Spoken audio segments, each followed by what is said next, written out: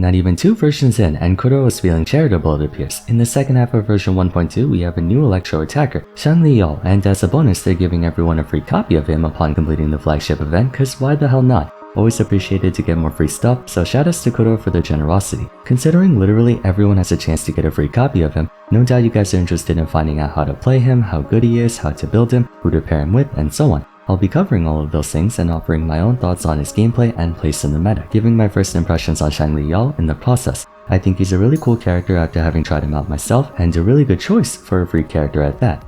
In light of every player coming from different situations in regards to their accounts, when giving out a free character, in spite of the gesture itself being a good thing as free stuff is always welcome, it is important to be considerate of the variation in circumstances from one player to another. For example, player A might just be starting out and have absolutely no characters to call their own. Player B might be a free-to-play who has only like one team made of characters they enjoy. Player C might be a super giga whale who has every 5-star in the game and money to burn. As such, the ideal goal is for the free unit in question to attempt to appeal to all demographics, so that not only are players grateful for the free unit, but they actually feel incentivized to use them. As a parallel, in Honkai Star Rail, Dr. Ratio was an excellent choice to give to players for free. He is a flexible kit whose only main condition is to stack debuffs on enemies, allowing players to make use of a sizable portion of the roster along with him. He's a follow-up attacker, having great synergy with future characters, and as an attacker, even at level 1 you can use him, whereas the support unit would need to be paired with an attacker who everyone might not have. Likewise, Xiangli Yao meets that same criteria, at least in my opinion. He's an Electro main attacker, meaning if nothing else you can use him by himself and then supplement him with any buffing characters you come across.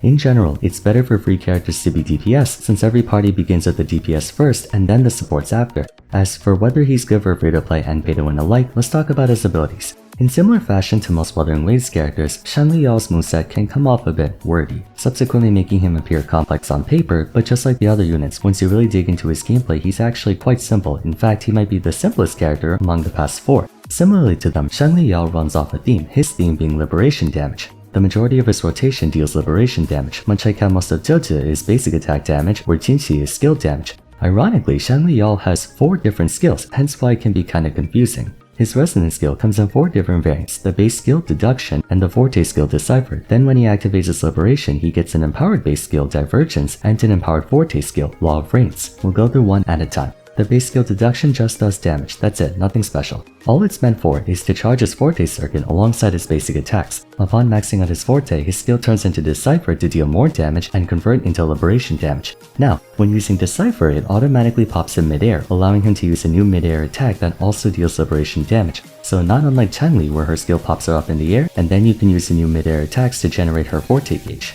To access the other 2 skill variants, that's where his ultimate comes into play, dealing a huge upfront blast to start with and buffing him for the next 24 seconds. During this time, he gets a new flashier basic attack rotation, access to divergence, an empowered version of his base skill deduction which deals increased electro damage, and access to a new empowered forte skill, law of reigns. Just like how Zhe's ultimate expires after a time limit or upon exhausting her supply of ammo, Xiangli Yao's ultimate functions the same way, either by casting law of reigns 3 times or after 24 seconds pass. More often than not, the real duration is the former because the cooldown's only 25 seconds. So like Zhe, they're expecting you to cast 3 of Xiangli Yao's ultimate empowered forte skills and not actually run the clock on them, but it does afford you a fair bit of flexibility. On a side note, you may have noticed that Xiangli Yao's forte changes a bit when using his liberation. The way you charge up his gauge is more or less the same as the base version, but with more stuff. To activate Law of Reigns, you need 5 points of performance capacity, which you can accumulate by using any of the methods shown on screen. For those not interested in reading, basically attacking and using a skill builds forte just like it normally does. Based on this, most people came to the agreement that Xiangli Yao's best rotation would go as follows: liberation, then use your empowered skill, and then the midair attack that comes after, granting you 5 points of performance capacity right away for your first empowered forte skill. Then, while waiting for the empowered skill to come off cooldown, you basic attack thrice, which will generate the next 5 points for your second empowered forte skill. By then, your empowered skill should come back off cooldown, so use it again, plus the midair attack for your third and final cast of your skill. For simplicity's sake, liberation, skill, basic, forte skill, then 3 basics, then forte skill again, then skill, basic, and forte skill again. Very streamlined. Now, despite his ultimate buff persisting even upon swapping out, it's recommended to actually stay on field for the entire span of Xiangli Yao's combo, since while you can quick swap on him, depending on who's supporting him, you actually get more DPS by staying in and making full use of their outro buffs than if you were to swap and rotate. Being an Electro attacker with a focus on liberation damage, there's one unit in particular who and I emphasize very much will love to pair up with him, Yinlin.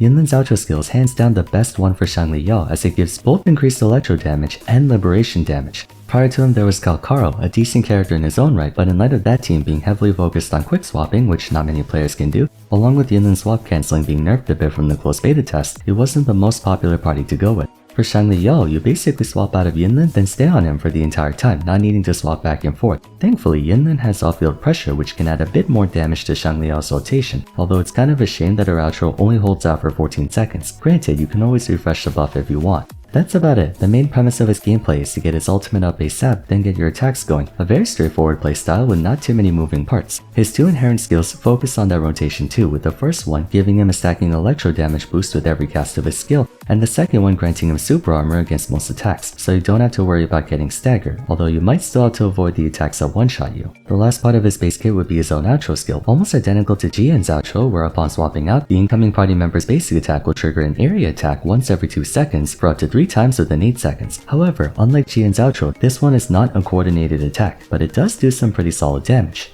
As you can see, very cut and dry playstyle, but that's the best kind of playstyle to have for someone you're giving out for free. It means you can theoretically play him no matter what party members you have. Of course, there are certain units who synergize with him, but that also makes him good for endgame players, appealing to both sides. If hypothetically, Chocho was a free unit, despite her arguably being the best offensive support right now, not everyone has the right teammates to pair her up with. Ordinarily, yes, supports are more valuable on account of them being used in potentially more than just one party, Arena being the perfect example of that, but when trying to please as broad of an audience as possible, DPS is the way to go. For that matter, the remainder of this video will be addressing teammates, weapons and echoes, and finally sequences. Starting with teammates, because Xiangli Yao functionally plays the role of a hyper carry, anyone who can buff him for a long time without having to swap around is a good call. While he's mostly concerned with his own damage, you can also run people who add more damage on top of that, more defeat being a good one. With S1, his ultimate will trigger off Xiangli Yao's skill activations alongside his basic attacks, granting some much needed damage. The 20% attack from S6 is also a good buff too. If you don't have Yinlin, you can also technically capitalize on Jianxin's overwhelming 30% liberation boost.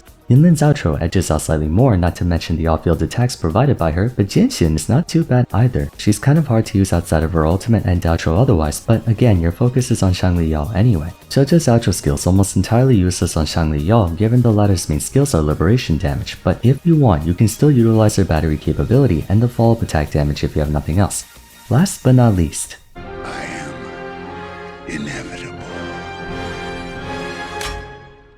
Point being, Xiangli Yao can use a lot of different supports to an extent. Yinlin's far and away the best, but not only do alternatives exist, the win condition with Xiangli Yao is just give him lots of damage. He doesn't have any specific niche that needs to be handled by other characters. Good, because again, not everyone has every character, so you want to be considerate of that possibility. To my knowledge, he doesn't really work with dual DPS teams, but that's hardly a negative. That being said, while he does benefit from the options we have available right now, I also think like Zhe, his true value has yet to be realized. At present, I think the meta is centered more on quick swapping teams with units like Jinqi, Qiangli, Yinlin, Sanhua, Havoc, Roper, and so on. We do have hyper carries in the form of Jian and now Xiangli Yao, but that's still a lesser tapped aspect of the game. If more supports come out in the future who can directly buff one unit for a long stretch of time, then we'll really see how far Xiangli Yao can go.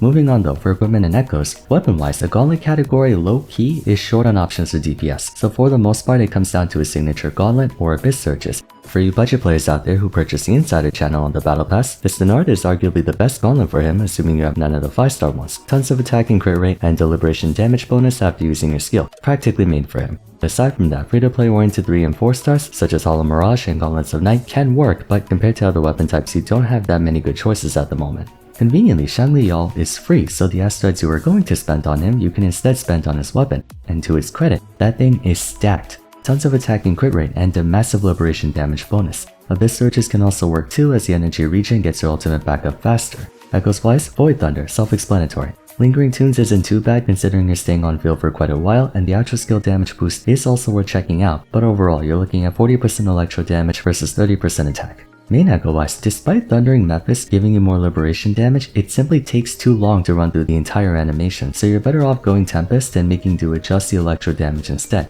If you're going Tunes, it's just Mech Abomination. Like what other 4-cost echo for that set is there? By the way, aside from the usual crit, energy and attack, try to get a couple liberation damage substats in there.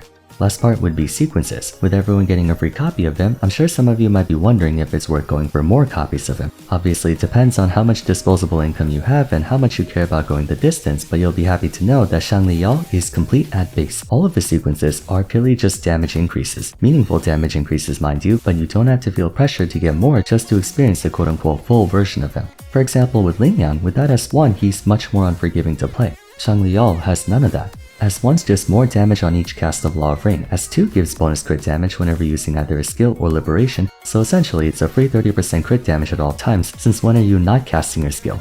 S3 busts the next 5 skill casts after using a liberation, tacking on an extra flat boost in damage. S4 is interesting though. After using his ultimate, your entire party gains 25% bonus liberation damage for 30 seconds, giving him a modicum of supportive utility if in the event we get supports with damage-oriented ultimates in the future. S5 is the coolest one and I believe the biggest leap in DPS of all the sequences. His outro skill gets a huge boost in damage and the initial blast on his ultimate doubles. Easily the strongest single attack in Wuthering Waves, especially when taking into account his entire kit scaling off liberation damage. To be fair, S5 is quite expensive, so the juice better be worth the squeeze. For the last sequence, we come full circle. It's basically just more damage on Law of Rains again. As you can see, more damage on basically every sequence. Good to have if you want to min-max him, but for free-to-play, you don't have to worry about it, you're fine. It's better if you go for a signature weapon instead. Altogether, Xiangli Yao is a very strong unit. I would put him around the same level as Jian, give or take. Not the absolute best damage dealer, but for a free character, we're 2 for 2 on good units. First there was Havoc Grover, now Xiangli Yao. Wuwa players are eating good, that's for sure.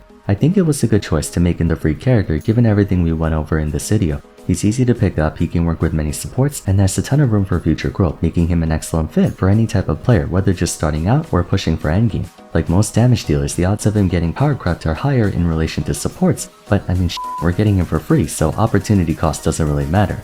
Alrighty, that's gonna wrap up my evaluation on Xiangli Yao, an excellent character considering he's free. Definitely build him if you're on the fence about it, and if you have any questions, you're welcome to share them in the comments down below. For now, if you enjoyed the video, it would be great if you gave it a like and subscribe. Don't forget to follow me on Twitter @VarsFarum, join my Discord server, and why not check out my analysis on Zhe if you haven't yet. But till next time, thanks so much for watching, and I look forward to seeing you again soon. Take care.